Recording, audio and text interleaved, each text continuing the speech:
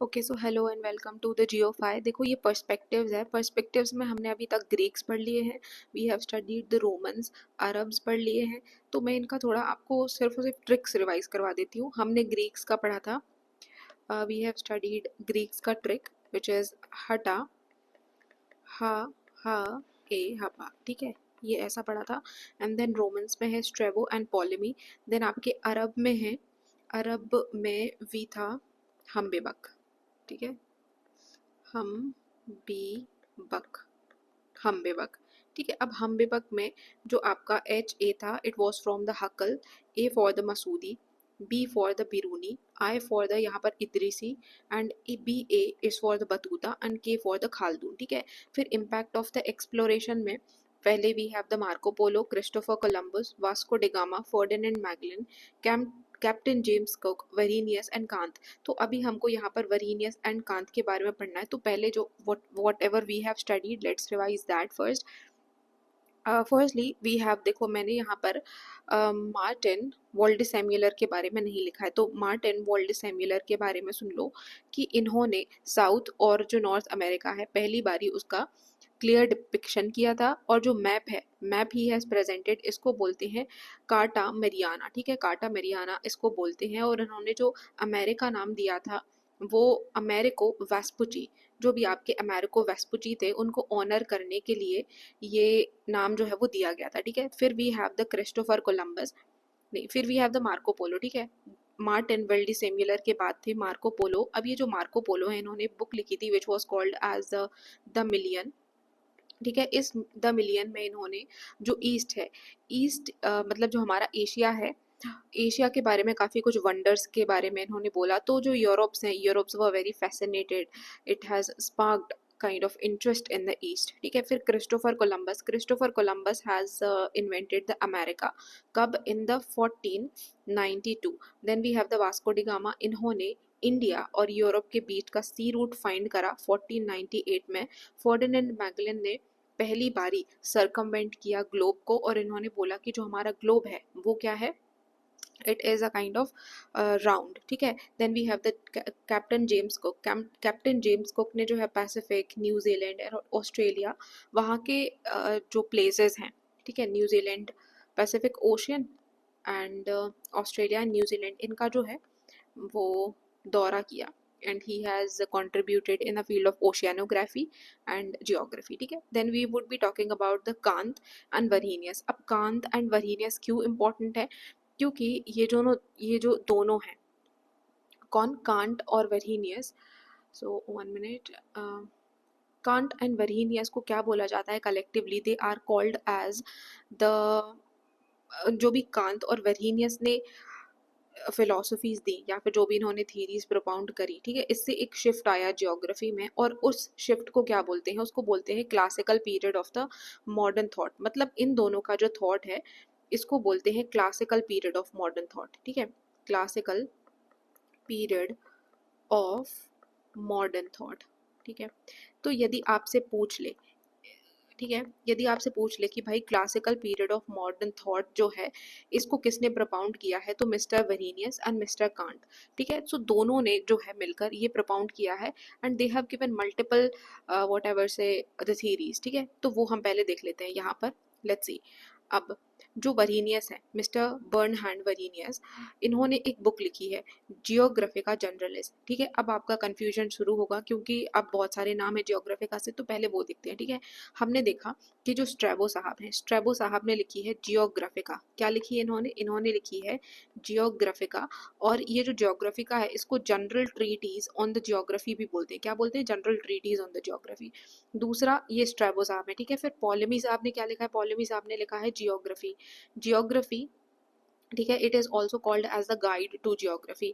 इसमें उन्होंने map making के बारे में बताया, बे ऑफ बंगाल को भी प्लॉट कराए। फिर यहाँ पर हमारे जो वरीनियस साहब है, वरीनियस साहब ने लिखी है जियोग्राफिया, जियोग्राफिका जनरलिस्ट। ठीक है, ये आपकी जियोग्राफिया जनरलिस्ट है, sorry sorry, it is the जियोग्राफिया।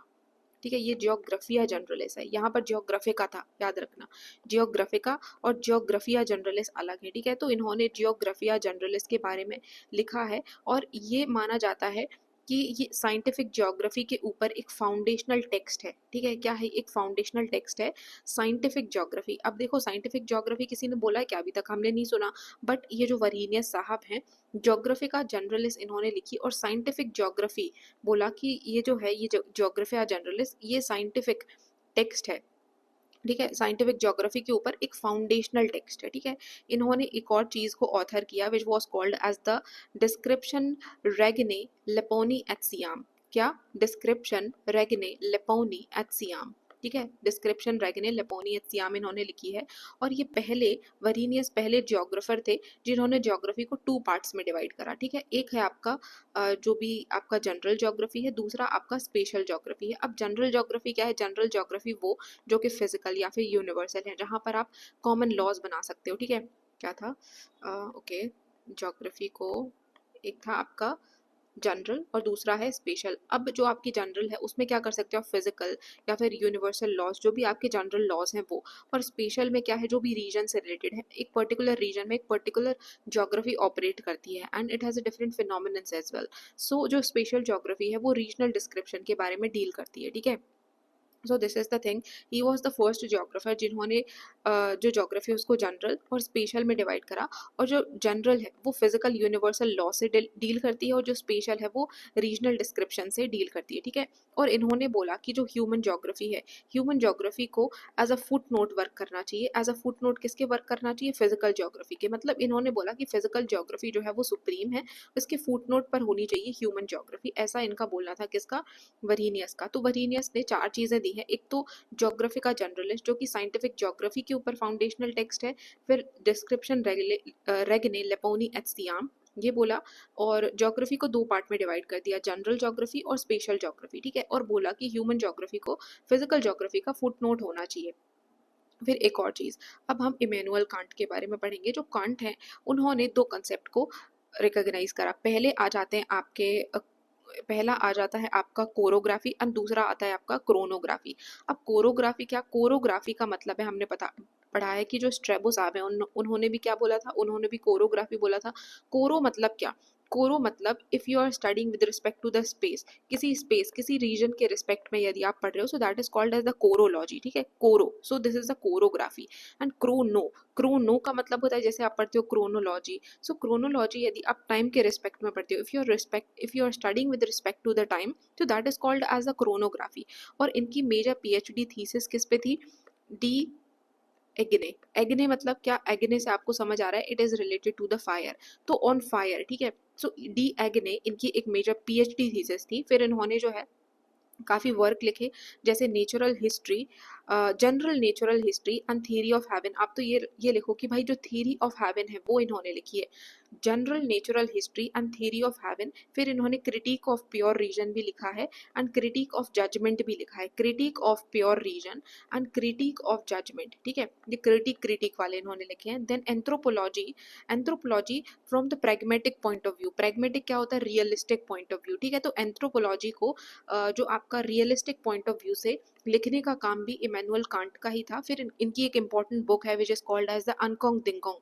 क्या बोलते हैं इसको? अनकोंग दिगोंग, अनकोंग दिगोंग, ठीक है। देन इन्होंने जो ज्योग्राफी है उसको एक साइंटिफिक एंटरप्राइज की तरह ट्रीट करा। और अभी हमने पढ़ा था वेरिनियस ने क्या बोला कि इनकी ज्योग्राफी का जनरलिस्ट जो थी, इन्होंने उसमें बोला कि द ज्योग्राफी इन ये जो जनरल ज्योग्राफी या जनरलिस्ट है, इसको इन्होंने बोला कि ये एक फाउंडेशनल टेक्स्ट है साइंटिफिक ज्योग्राफी के ऊपर। बट कांट क्या बोल रहे हैं? कांट बोल रहे हैं कि ज्योग्राफी जो है उसको साइंटिफिक एंटरप्राइज की तरह ट्रीट करना चाहिए। साइंटिफिक एंटरप्राइज, ठीक है, ये याद रखना है। And he was the first philosopher who bring the geography into the realm of the systematic scientific classification। मतलब जो systematic scientific classification यदि ज्योग्राफी का हुआ तो वो हुआ कांट की वजह से। किसकी वजह से? कांट की वजह से। तो याद रखना है, इन्होंने एक तो साइंटिफिक एंटरप्राइज बोला, क्या बोला? साइंटिफिक एंटरप्राइज बोला ज्योग्राफी को। And he was the first one जिसकी वजह से सिस्टमेटिक साइंटिफिक क्लासिफिकेशन में ज्योग्राफी जो है वो आ गई, ठीक है। सो अब हम यहाँ पर लेट्स रिवाइज इट एक बार। अब हम इसको रिवाइज करने की कोशिश करते हैं। वी हैव द वरीनियस, ठीक है, वी हैव द वरीनियस, पहले देख लेते हैं Mister Varenius. And then we have Mister Kant, ठीक है। वरीनियस और कांट के बारे में थोड़ा सा अब हम यहाँ पर रिवाइज करेंगे. Let me revise here. Okay, so जो वर्हीनियस है, वर्हीनियस ने क्या दिया? Varenius has given the Geographia Generalis. क्या दिया इन्होंने? He has given the Geographia Generalis. He has given the Geographia Generalis, जिसको इन्होंने क्या बोला? ये एक फाउंडेशनल टेक्स्ट है साइंटिफिक ज्योग्राफी के ऊपर. ठीक है. दूसरी चीज इन्होंने ऑथर किया, दूसरी चीज what he has authored, he has authored the description, he has authored the description Regni Leponi at Siam. ठीक है. तो ये जो है इन्होंने एक टेक्स्ट लिखा.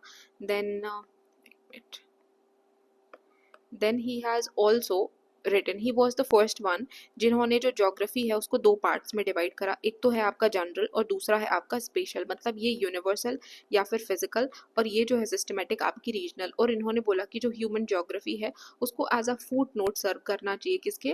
आपका फिजिकल ज्योग्राफी के. ठीक है. तो फिजिकल ज्योग्राफी को इन्होंने सुप्रीम माना है. ठीक है. फिर आ जाते हैं हमारे पास कांट. अब जो कांट है, कांट ने क्या बोला? जो इमैनुअल कांट है, पहली बात तो इन्होंने दो कंसेप्ट को रिकॉग्नाइज करा है. ठीक है. Two concept he has recognised.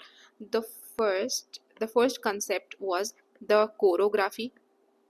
Choreography, chorography मतलब when you are studying with respect to the space. ठीक है. और दूसरा है आपका क्रोनोग्राफी. क्या है? Your chronography. So chronography when you are studying with respect to the time. Then he has given his major PhD thesis. किस पे दी थी इन्होंने? वो दी थी डी एग्ने, मतलब द फायर. फिर इन्होंने लिखा है general natural history and theory of haven.